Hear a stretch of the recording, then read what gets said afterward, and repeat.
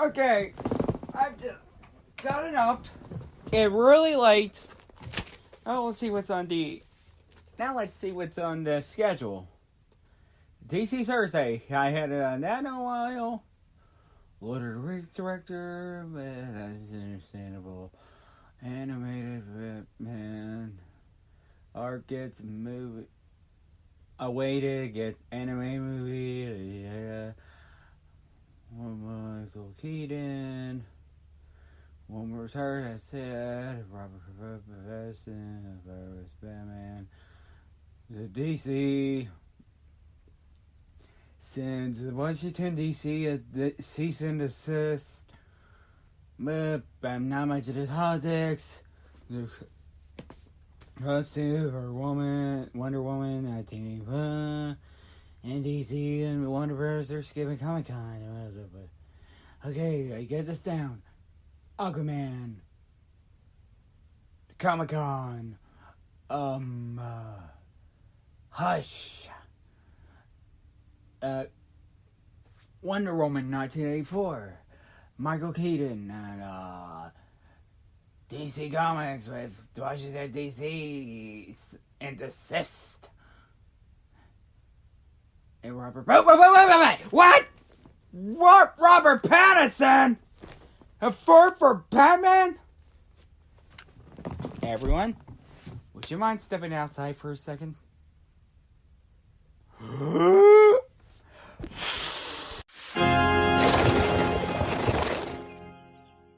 Dear Lord, that's the loudest profanity I've ever heard.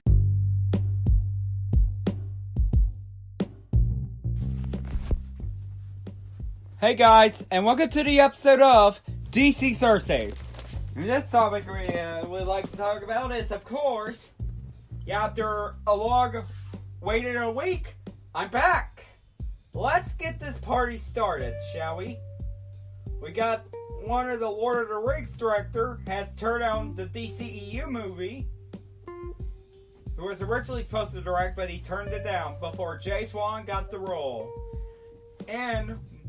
And Batman himself will not return for Toy Story 4 as Barbie's longtime love, Ken. And of course, we got, I'm not into politics and all, but DC Comics just sent those politicians a cease and desist at Washington, D.C. District Country, not Detective Comics. Well, DC Comics, Detective Comics, has sent Washington District of Country a cease and desist. That is a lot to talk about. And we got a new costume for Wonder Woman 1984. And I know some of them are asking, what happened to the other 1983 films? Well, this is the sequel. And there is no other 1983. If it was, then they would all die, you know? But although DC and Warner Brothers are skipping Comic-Con, and the long-awaited story arc of Batman gets a movie treatment, an anime movie treatment. And I'm not too happy about this news. Robert Pattinson. That's going to be the last topic to talk about. Robert Pattinson. Who is Edward Cullen from Twilight? Yep, and I'm not a fan of the books. I never read the books, and I'm not a fan of the movie. You know? And I had no interest in watching the movie, had no interest in reading Twilight books, because I'm more of a Hunger Games kind of guy. And I love Hunger Games more than Twilight. But we are going to talk about this anyway. let's get this episode started.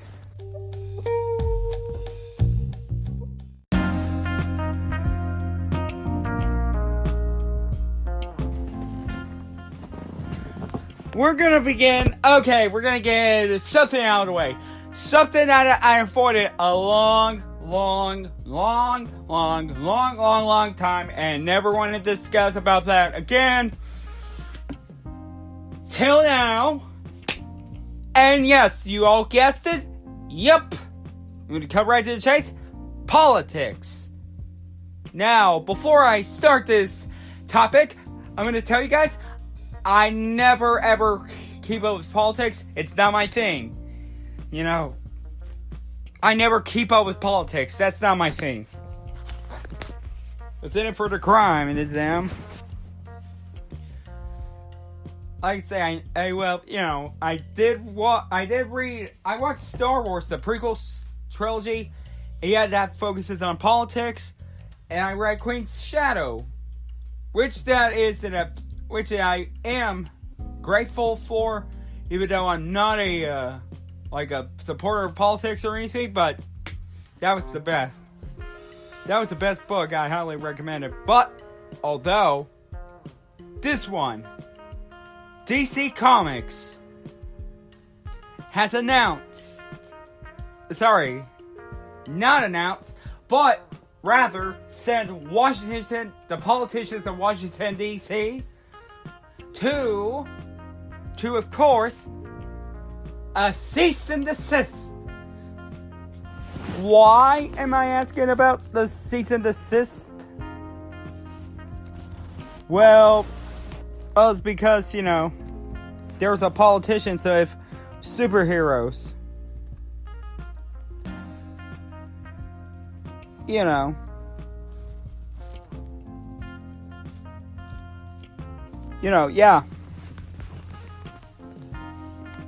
Well, we already know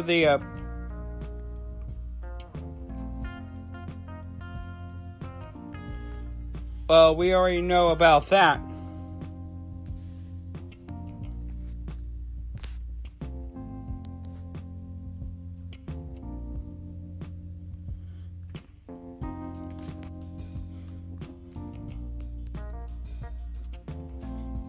Yeah, so I got it down right there.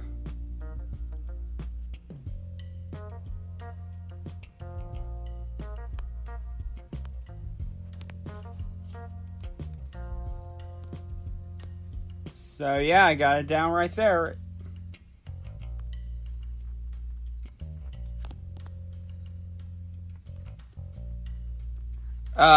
Sorry. Hold on.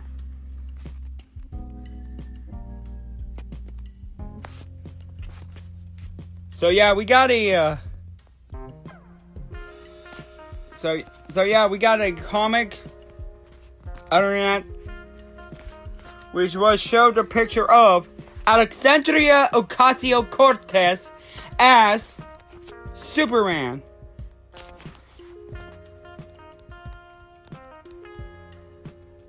And yes, Washington D.C. was sent a cease and desist.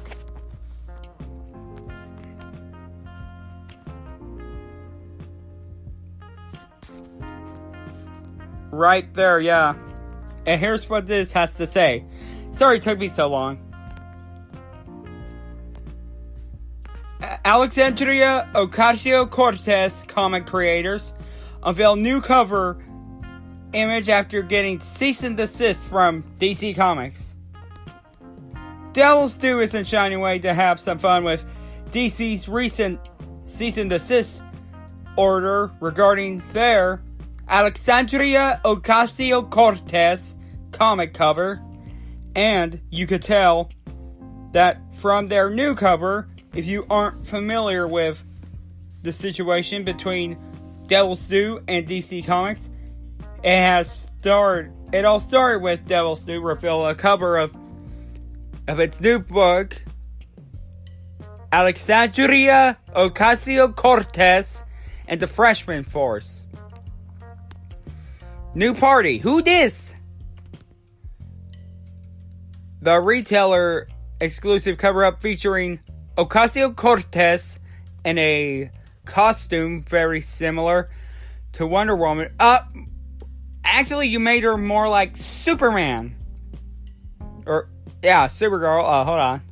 As you can see below, that new cover doorstep with imagery through does it blatantly clear it's a parody. The new cover is called the Cease and Desist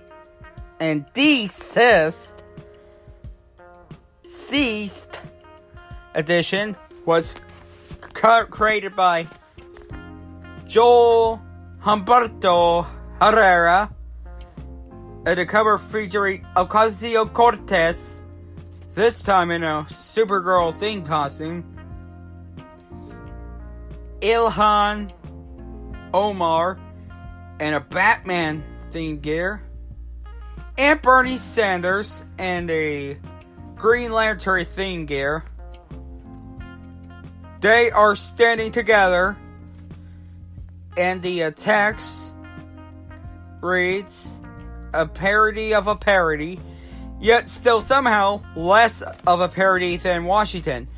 Don't be mad, this isn't about actual DC superheroes. The new cover will be limited to 500 issues and will be available at OcasioComic.com. A portion proceedings will be donated to Rosses, Texas. A profit originated that provides legal services to immigrants and refugees for immigration protection.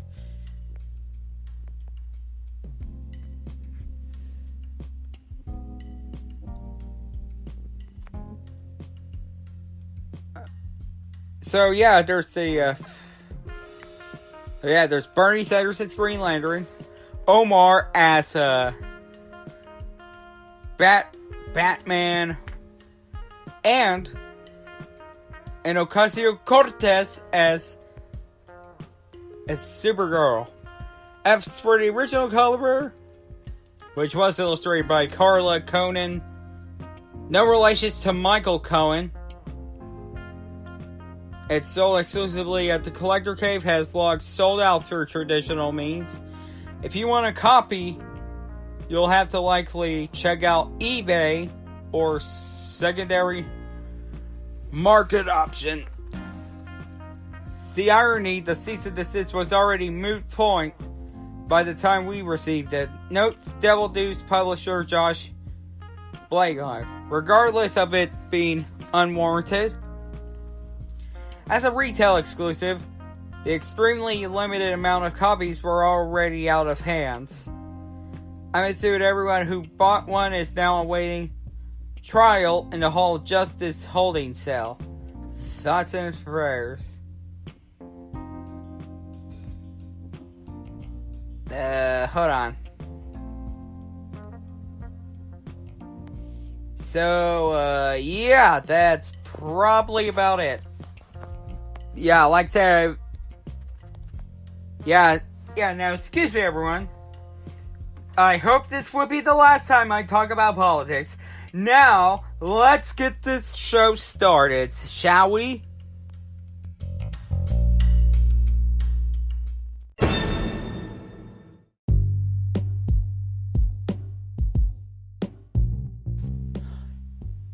This is the breaking news regarding to DC.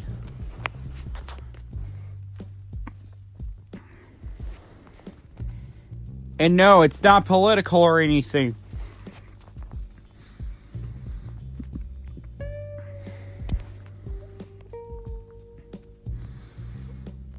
But no, guys, it's nothing political or anything like that, but it's really breaking news regarding to DC. And in its Comic-Con. And we remember the last time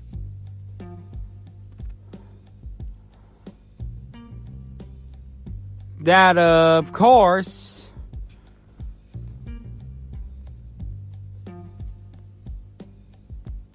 we gotta DC will be skipping out on Comic-Con. Will not be go to Comic-Con, but this is a rumor. Keep in mind. Wait, there's a question mark.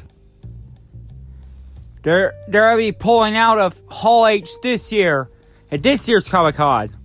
So you won't get to see Marvel, you won't get to see DC.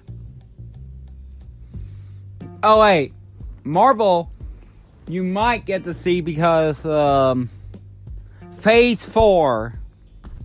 Because of Phase 4. But yet, you know, but DC on the other hand, are officially skip it out. And wait. And hold on, wait. We got another breaking news right now.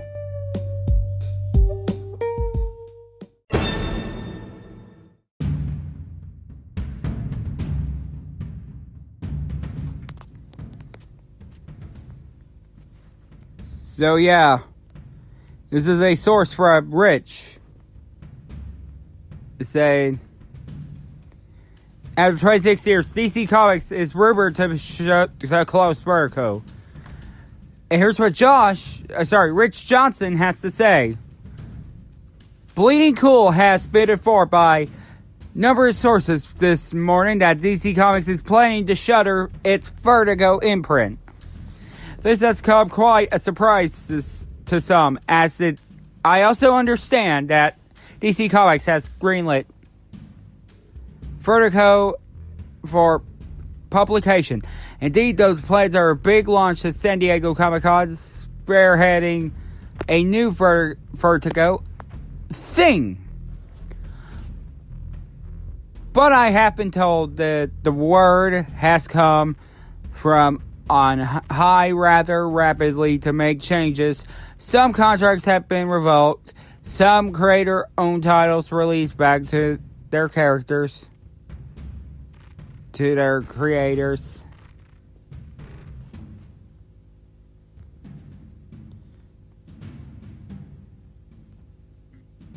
And some will be moved back in. Those effective. Vertigo was created in 1993 by senior DC editor Karen Breger as a publishing imprint for DC's story with more graphic and adult content that could not fit in the restrictions of Comics Code Authority. Yeah, that was the year I was born, 1993. I was just a newborn. These comics were free to contain explicit violence, substance and drug abuse, sexuality, nudity, profanity, and other controversial subjects to content of R-rated films. DC was already publishing the titles such as Animal Man, Hellblazer, Sandman, Swamp Thing, and Doom Patrol in its fashion. But Swamp Thing and Doom Patrol are already in DC Universe as a TV show and a stream service. Vertigo provided a banner for these and more titles.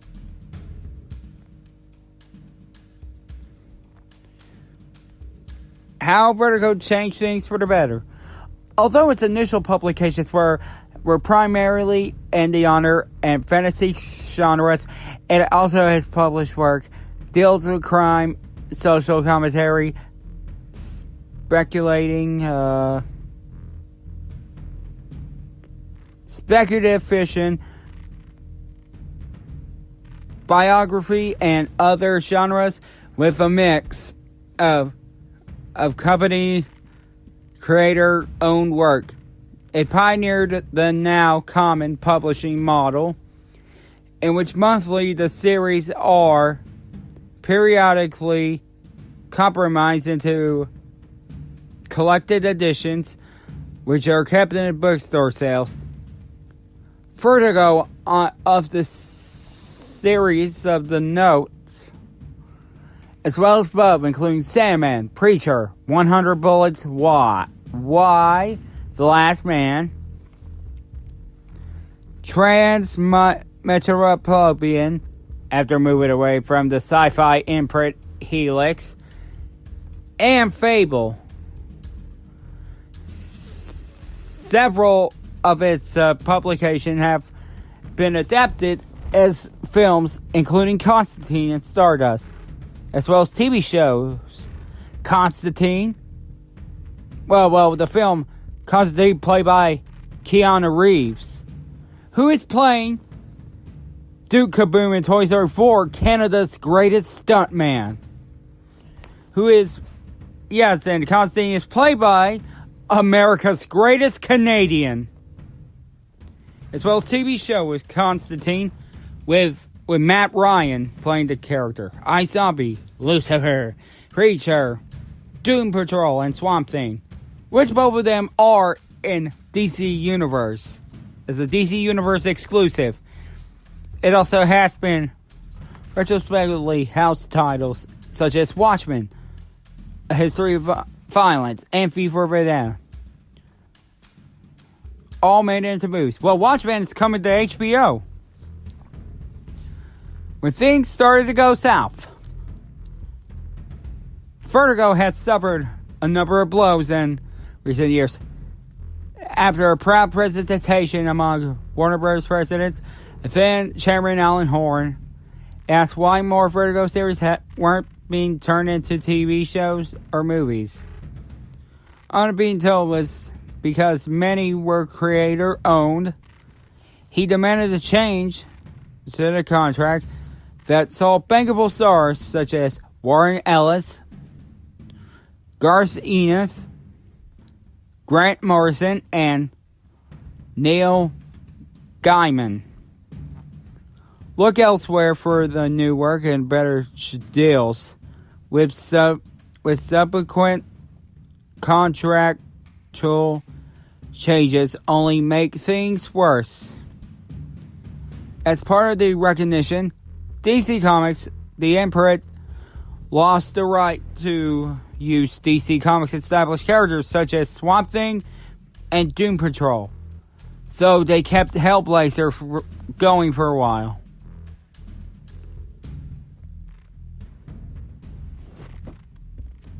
I'm going to skip to what happens now. It's likely titles such as Lucifer and the other titles from Sandman Presents line may continue at DC Comics, and the creator-owned titles that DC has given up on may find new homes at other publishers. There are also a number of live TV and movies project based on Vertigo titles, such as Survivors Club, that consistently keep them publishing at DC for now at least. Sandman books will no doubt continue to come out from the publisher, as well as Young Animal books.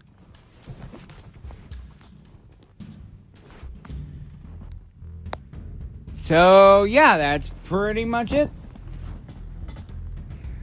It was on the rise, and then it's the fall, but now it's closing down? Only time will tell. Okay, that's enough breaking news for now, and now we can get to the main topics for real this time.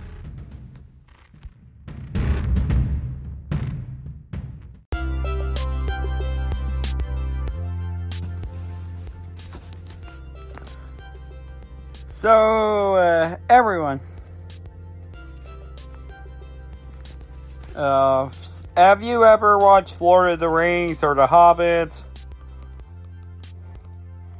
Well, I know most of you, including myself, watched Aquaman.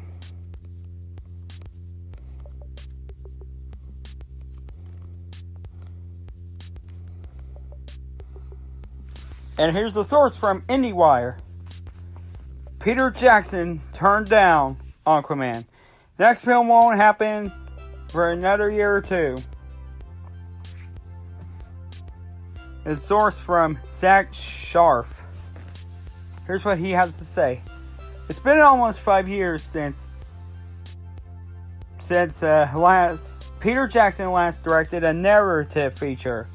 That would be The Hobbit, Battle of the Five Armies, released in December 2014, which was also the end of Lord of the Rings, but it's close to the end to the Hunger Games also.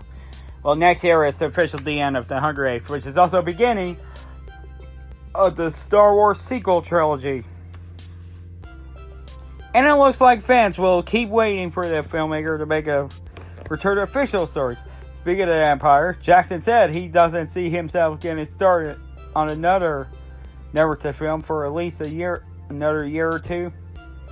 Jackson has spent last year, since his final Hobbit movie, working on documentaries such as World War I non-fiction feature, They Shall Not Grow Old.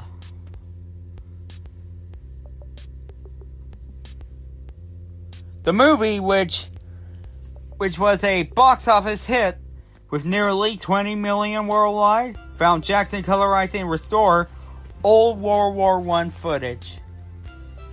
The film presented in 3D and featured narration from the real war veterans. Jackson is sticking with documentaries for the foreseeable future. Have already announced he was working on a title project about the Beatles. The director also revealed that to Empire that former Warner Brothers CEO Kevin Sujihara contacted him twice to direct the DC Extended Universe tentpole Aquaman. James Wan ended up handling directorial duties on the movie, which starred Jason Momoa, who was Khal Drogo on Game of Thrones, in the lead role. It grossed over $1 billion worldwide. And yes, even Jason Momoa criticized the series finale. Not just me, not just everyone, but also Aaron Rodgers, the quarterback of the Green Bay Packers.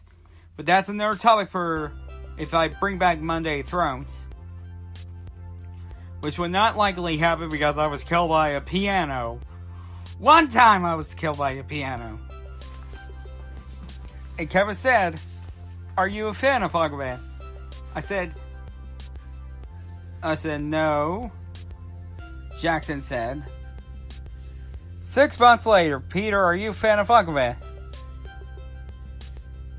I said, "No, Kevin, I've already told you this. I'm not a superhero guy. I read Tintin. Look, films are hard. I only want something that have a deep passion for. I don't really appreciate making another theatrical film for a year or two." And that's what Peter Jackson has to say. Aquaman opened during the Christmas holiday and dominated the box office over to Jackson.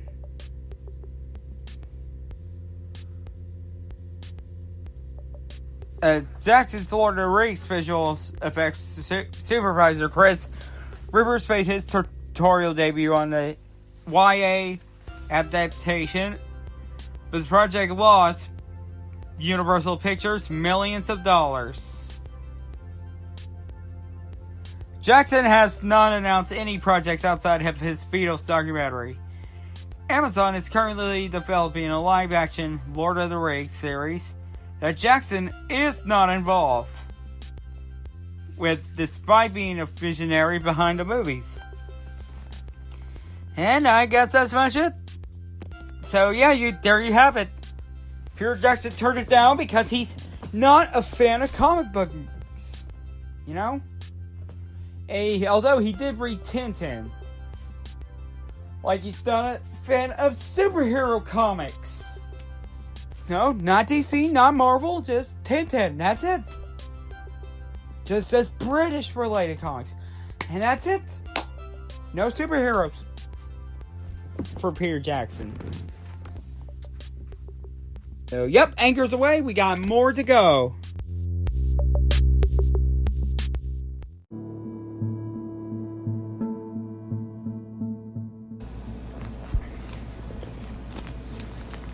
The next topic I'll be talking about is, of course, long-awaited Batman arc finally gets a movie. Well, in case you guys know Thomas Elliot,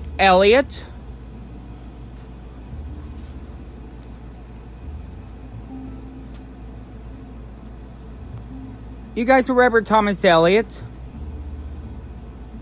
Do you guys remember, yeah. You guys remember Hush? He is a fictional supervillain from DC Comics for Batman 609, which is a 12-story issue storyline. Hush. Yeah, he was a childhood friend for Bruce Wayne, but he didn't. But he, his father died, but his mother, had been injured. But although, turns out he wanted to take those riches for himself, as Bruce already was given the family's fortune and his will of his parents and Wayne Towers. They become a new CEO after Thomas and Martha Wayne were gunned down. But it's for issues 608 through 619. And Jeff Loeb was the writer of that. Yeah, it went from December 2002 to 2003. But although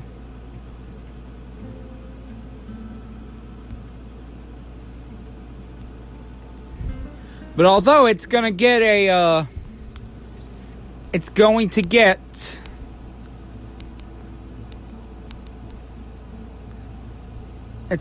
a movie, an animated movie, and the film is rated PG-13. So it's going to be a direct-to-video. But it's going to be released digitally on July 20th, 2019. And then it's going to be released on Blu-ray August 13th. And it's directed by Justin Copeland. And the cast are Jason O'Mara as Batman, Jennifer Morrison as Catwoman, Jerry O'Connell as Superman, Peyton List is Batgirl. Lois Lane is voiced by Rebecca Romahan. Rainn Wilson, who is replacing Clancy Brown, will be voicing Lex Luthor. But introducing Thomas Elliot will be played by Maury Sterling, not Maury Povich. Not the guy from his own talk show with a lie detector and a paternity test. And a paternity test, But yes, it's getting a treatment of animated movies. And guys, you know how I feel about animated movies. I really love animated movies. It's no secret that I love animated movies. And yes, I'm so excited for Batman Hush. I mean, that's one of the comics I haven't read, but this is one of the story arcs that I've always wanted. And yes, I played Arkham City, and Hush was introduced, and he was also voiced by Kevin Conroy, who is also the voice of Batman and Bruce Wayne. Well, although he does sound different from Bruce Wayne.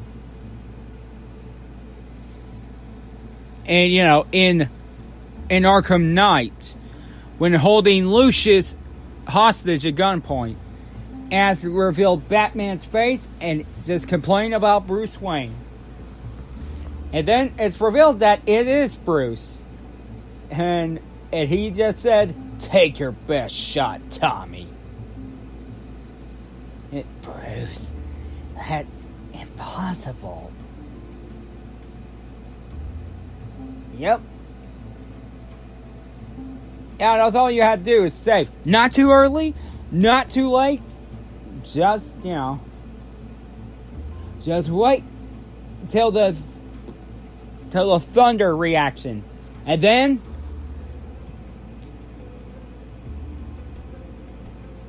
then you got him. Haha. Well, no pun intended, because, you know, it's the Arkham Knight, you know, yet it's the M-rated Batman game. Yeah, my clone will be talking about that soon, but although we're going to get to another kind of, speaking of movies, let's get to one of the actors, shall we?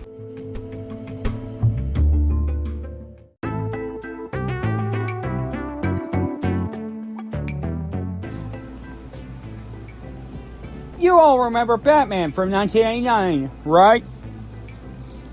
And you all remembered Batman Returns, 1983, with Danny DeVito and Michelle Pfeiffer as the villains, with 1989 with Jack Nicholson being the villain. But why am I talking about Batman? Because the title character, the hero, is of course the actor Michael Keaton, who has always been Batman before getting replaced by Val Kilmer, who before got replaced by George Clooney in the downfall of Joel Schumacher. Like two certain films that must not be named ever. Should never ever be named.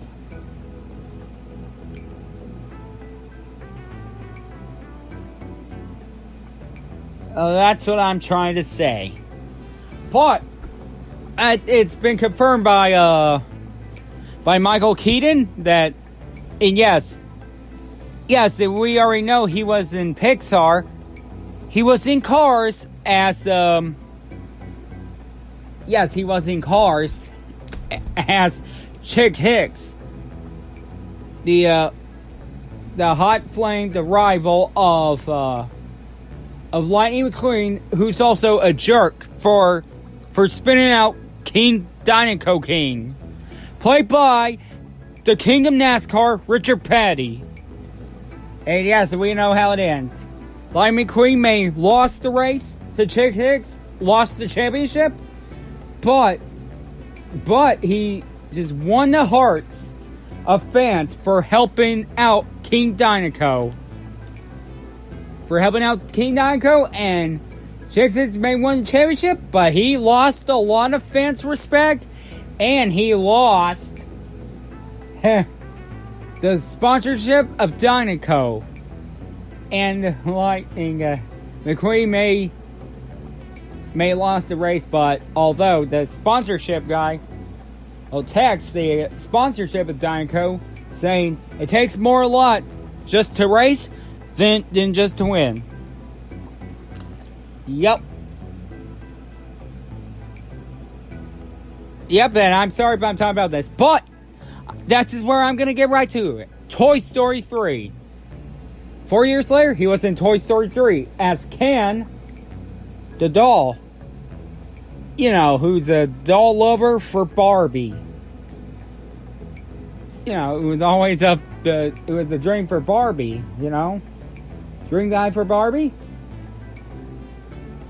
But although he betrayed the toys, he betrayed Barbie, but yet, worst of all, he had betrayed Lotso, who is a mastermind, who's a mastermind of it. But Michael Keaton has confirmed that he will not be in Toy Story 4. That means no Barbie, no Ken. Because Barbie and Ken are staying at the daycare. The same daycare that Bonnie goes to. You know, that that her mother has. You know, it was part of the daycare. But although she did save Woody and Lucky the Clown, who is played by the late Buck Luckley, who was also the agent in The Incredibles. But although Toy Story 4 will not include him as Ken, but yet I don't mind doing the cast all over again. But like I say, I don't mind doing the cast all over again. Hold on, Toy Story 4. Yes, but it consists of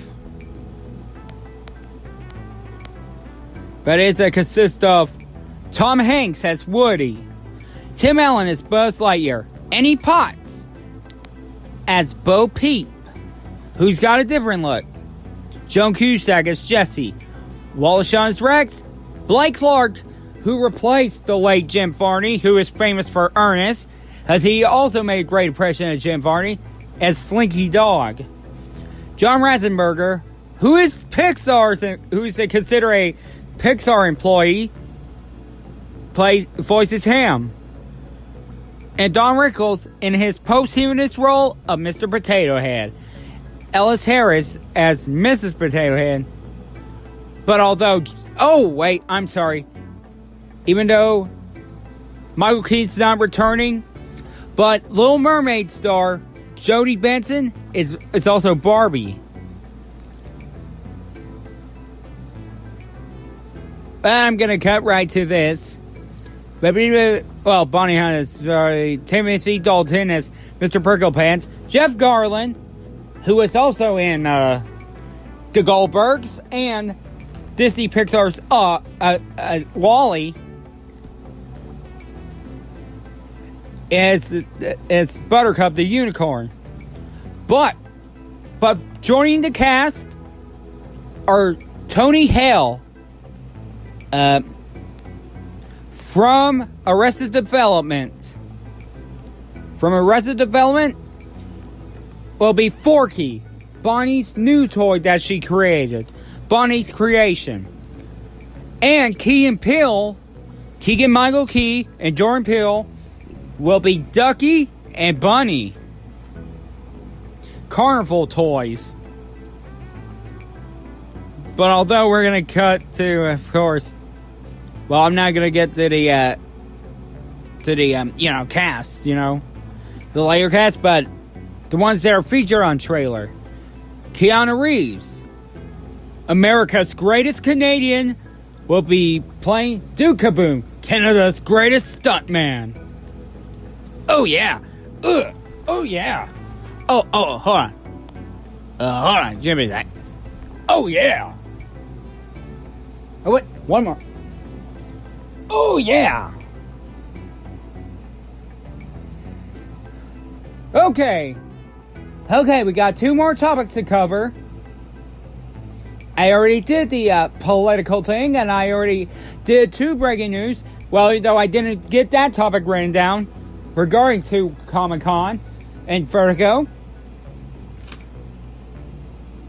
But next are going to be the movies. This one is going to be... We're going to discuss the DCEU first.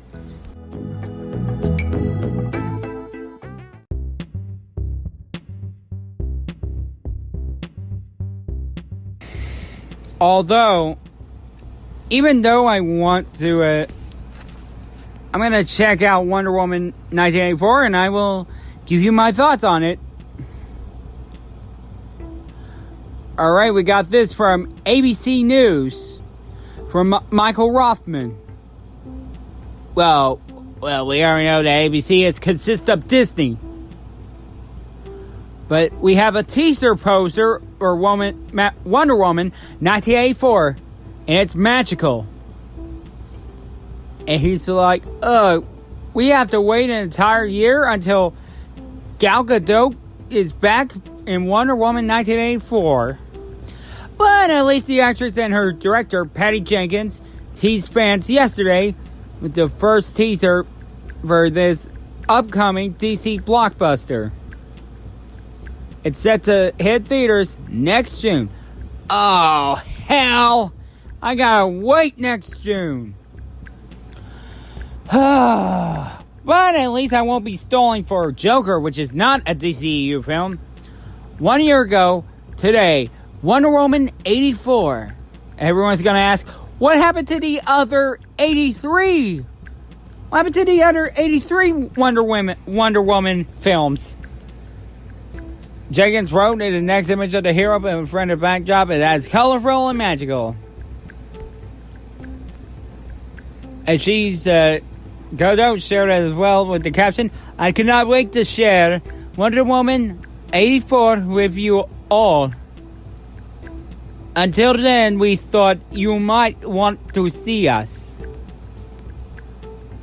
It's not a first image we've seen, but it's a spectacular one. April wishes Godot a happy 34th birthday. 30th? Well, she looked 20 to me. Well, she looks like in her 20s for an Israeli woman. And here's what she has to say. Happy birthday to my most spectacular, incredible, amazing, beautiful, yeah, you got the point on that, loving, powerful, hilarious, and awe-inspiring friend and partner. I love you more than words can say. Happy birthday at Gal Gadot, hashtag WW1984. A movie 80s kids will love. We also know that film is set to take place in the 80s, as Wonder Woman is ageless and part god. Last June, Gadot shared an image of her looking at 1980s iconic show like Dallas and movies like National Lampoon's Vacation. The original film was set during the events of World War I, and though Gadot's love interest Steve Trevor died in the end, Chris Pines will be back in this sequel, because Jensen has said, as often comics often do, these stories can be self-contained and not always a continuum like the Marvel Cinematic Universe. And we also know that Kristen Wiig, who was also in SNL, and was also Lola Bunny on the Looney Tunes show, with Cartoon Network, affiliated with Turner, but yet, before Christina Miller took over and killed the whole channel, has been casted to play Barbara Minerva, aka the Cheetah. In the comics, the Cheetah dates back to the 1940s and is always a supervillain. Minerva gains the powers of the Cheetah, though, because of the evil inside her. The magic that gave her powers also cripples her in her human form. Fans will have to wait and see on June 5th, 2020. Okay, I'm gonna look at the images. Nope. Nope.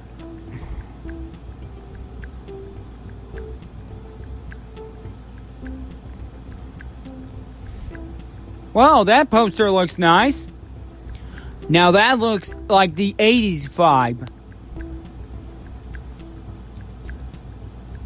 And I am so glad we got the 1980s vibe of Wonder Woman.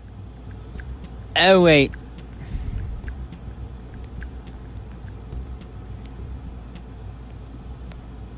Okay, yeah.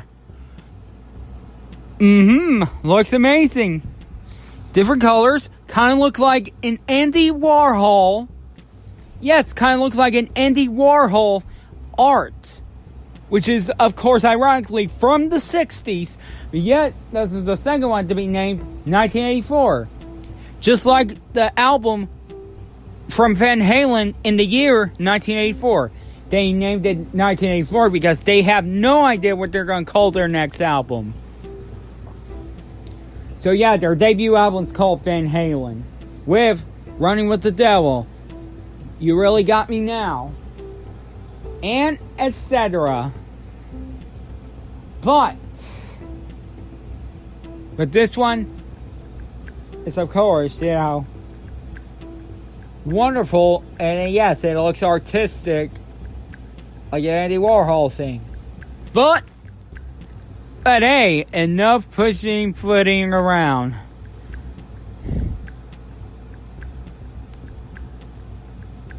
Yep. But enough pussyfooting around. We are ready. The main topic, the main event.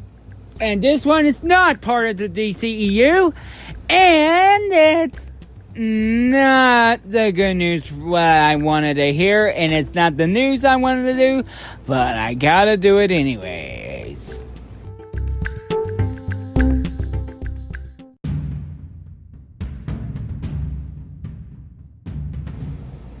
Okay, guys, the moment you've all been waiting for. The Batman isn't going to be an origin story.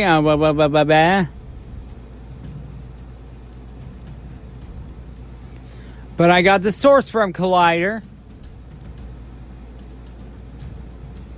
And it's from Adam Chidwood of Collider. And it says, the Batman director Matt Reeves confirms Robert Pattinson casting as a good time.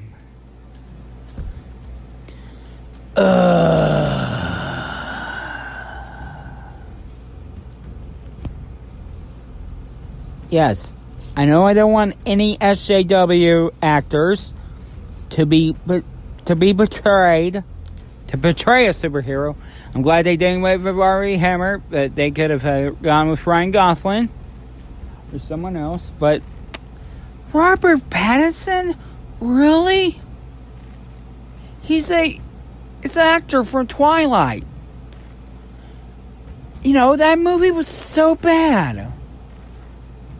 Yeah, that's why I never want to do a review of movies based on books like romance of the vampires, you know?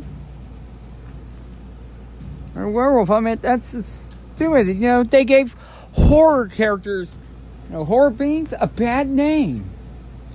You know? But regardless, here's what he has to say. If it's a third article about Robert Pattinson being casted as Batman in the upcoming reboot you were looking for, you've come to the right place.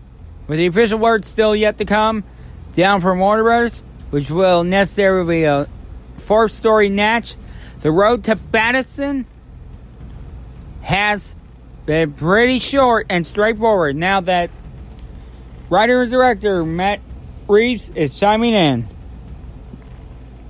We know since January this year, Ben Affleck was vacating the role of Batman. And the Batman, which has had War for the Planet of the Apes filmmaker, Matt Reeves, attached to write and direct since Affleck departed the director's chair in 2017. While Affleck's casting departure was only made public in January, it has been rumors in public. It had been rumors for months. This means Matt Reeves and the folks at Warner Brothers were no doubt looking at the number of actor roles. The script focuses on the younger Batman than Affleck's grisly take scene in Batman vs. Superman and Justice League. And indeed, is the report that zero connectivity with those two Zack Snyder films. So what we have here is a clean slate, and to that end, Reeves and Warner Brothers could think big about the casting instead of shortlist after shortlist being reported of actors went through the sweepstakes of trying to earn the role. Variety reported on May 16th that the role was Pattinson's. The other trades follow up with less firm casting. Nothing that Pattinson has seen the top shortlist. That's also include Nicholas Hoult, who was on Mad Max Fury Road, and he was in a J.K. Rowling film. Oh, sorry. J.J.R. Tolkien film as the title character, the author who went through war. And Armie Hammer, yes, who is an SJW actor. But just last week, Pattinson closed his deal to star as the Cape Crusader after a round of screen tests. Holt also screen test for the role. By most count, he was Pattinson's top competition to win the part.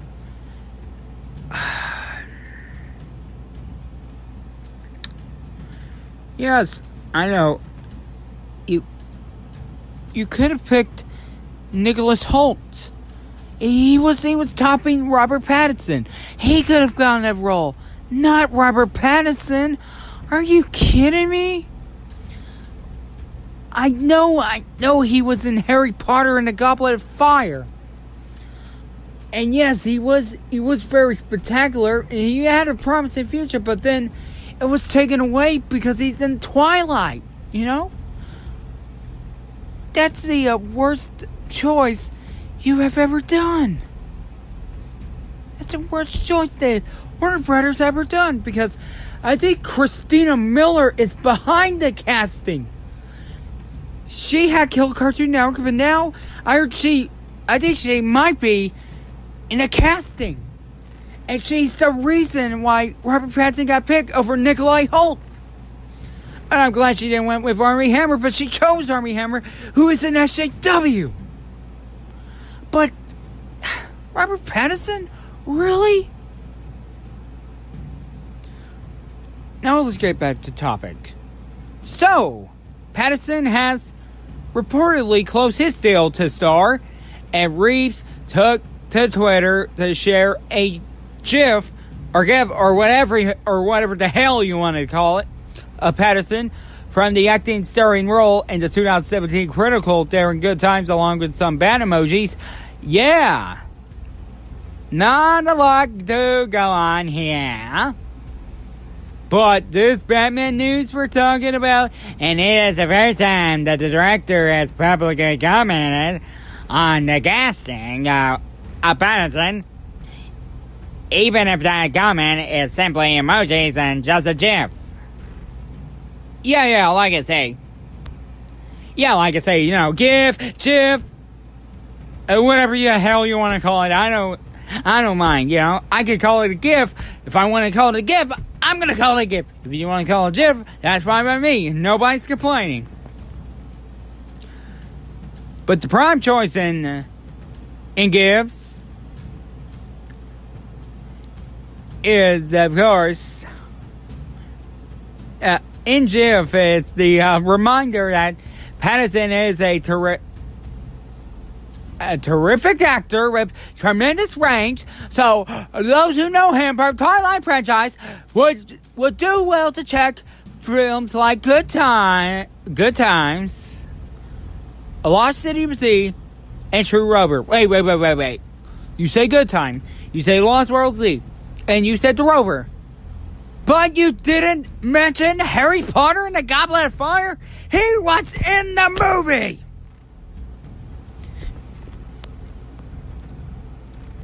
To put his chops in a full display, he also earned raves for his work in which director Robert Eggers' new film, The Lighthouse, which opens later this year and co-stars William Dafoe, who was who was the trainer of Aquaman in Aquaman, and Norman Osborn from Sam Raimi's Spider-Man. Pattinson is next to shoot Christopher Nolan's new film, Tenet, which is why Batman has delayed filming slightly to early 2020. So enjoy Reeves' reaction below, and let the fan casting for the villain role begin. The Batman is scheduled to hit theaters on August 25th, 2021.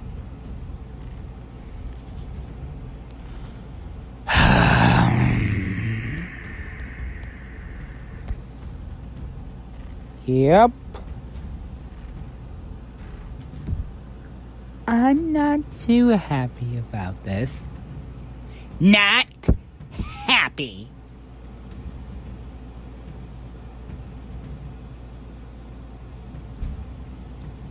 In other words, yeah, I'm not too excited for him to be playing Batman after a Twilight. But yet, the article, the Collider, did not mention Harry Potter and the Goblet of Fire, which he was in as Cedric, and he died in the movie. You know, he died in the movie. Harry Potter, he had a prominent role, but no, he was casted in Twilight. Alright. With that being said, it's time to end the episode.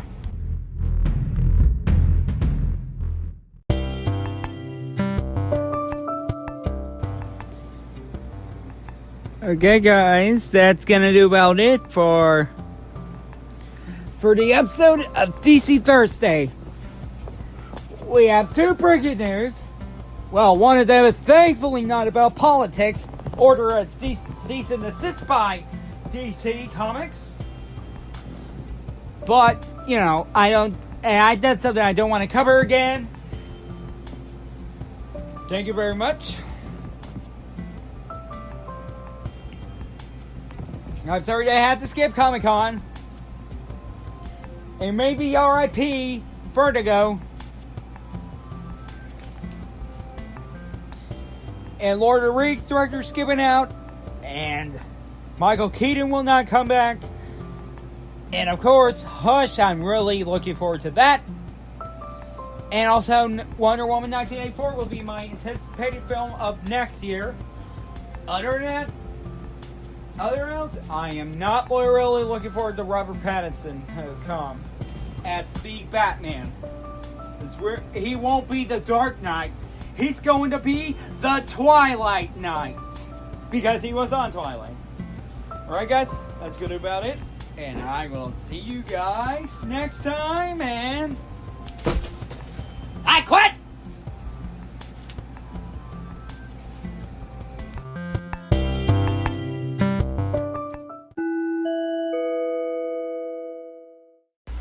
So, yeah.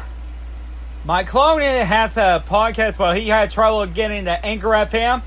But you know what? He's going to be here, everyone. Well, not on Anchor, but he's going to be, he's going to be here on Anchor. Well, going to take over this time, but although he's also on Spreaker for the gaming. And this episode he's going to be talking about is E3.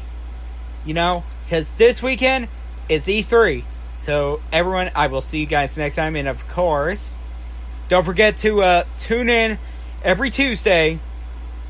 Well, you know, we're often at Time Sunday, of course, for anime and Jurassic Park and I don't know what else. And tune in every Tuesday for Marvel Tuesday.